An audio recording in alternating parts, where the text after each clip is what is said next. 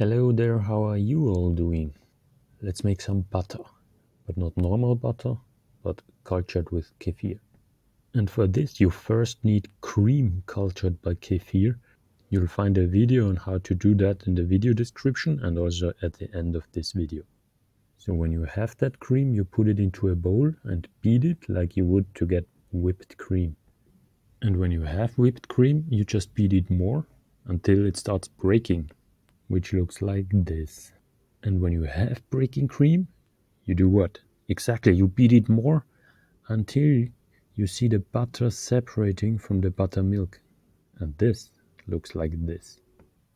In the meantime, I also exchanged the whisk type of tool for the mixer for the dough working tool, I think it is. That's when the buttermilk starts separating, because with the other tool there is less splashing around in the kitchen. Less, I said. It's hard to avoid it fully.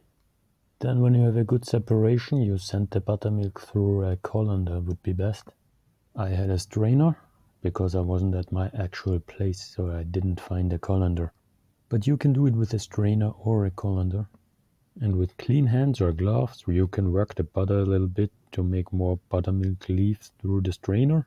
Don't pour that away. You can use the buttermilk in baking recipes, or you can just use it and drink it as buttermilk as is. And then, of course, you have 3 bowls of very cold water prepared. You can pour ice in those bowls, that would be best. And then you take the butter and press it and work it like a dough almost, so that more buttermilk comes out. And you dump it into the ice cold water of the first bowl, press it more, work it, and the water will get cloudy. Then in the second bowl, do the same, it will get less cloudy. And in the third, it will even get less cloudy. And so you see that there's not much buttermilk to leave anymore. Just remember, the water has to be really cold, so that it helps the butter to keep a firm form and not melt away. Anytime in between, when you feel that your piece of butter gets too soft, then just put it on a plate or anything else and put it into the fridge for 15 to 20 minutes, or just maybe even 5 to 7 minutes in the freezer. Of course, don't let it freeze completely, that's important. Now, before packaging the butter, we'll add salt.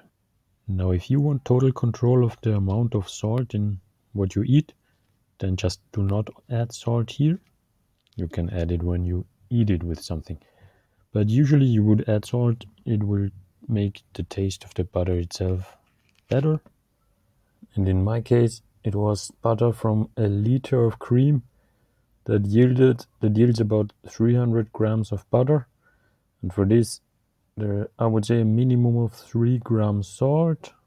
I use 4 here. You can go up to 7 easily if you are more on the salty side. Also, of course, you can be more careful with the dosage of the salt here, not pouring it out of a big container. But it worked for me here with the 4 grams. And then time to wrap it up. It would be best if you have a real butter container. If not, you can use parchment paper like I do here. I know it's not perfect. Some people use wrapping foil of plastic. You could probably use aluminum foil. They're all not great, but usable. And then now you can refrigerate the butter. Should be good for more than a month easily. And if you don't have salt in it, then let's say 3 weeks.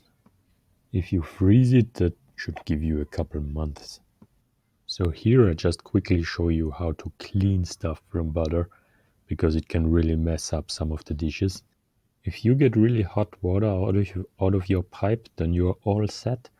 But if not, warming up water in a pot until it's almost too hot to touch, but only almost, and then putting the stuff that is hard to clean in it, done.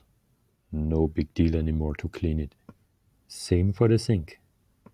Do we have great-great-great-grandma's approval for that? Only dairy and salt? Yeah, we do have it. What did I naturalize though? I chose this commercial product.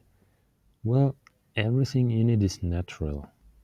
Curcuma and annatto are the things to get the yellow or orange-ish color. Curcuma is a spice, annatto is a tropical fruit. But you know why do they need this color?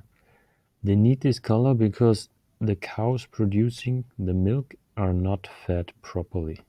If you feed cows their natural diet, the butter made from their milk will be naturally yellow.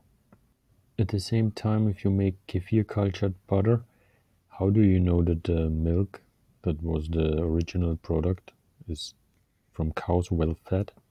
You don't, you just eat in the end product. And to be honest, mine wasn't too yellow. But at least you get a little bit of a nutritional boost by fermentation. So as long as our dairy sources are a little bit iffy, we can culture our dairy to naturalize our food.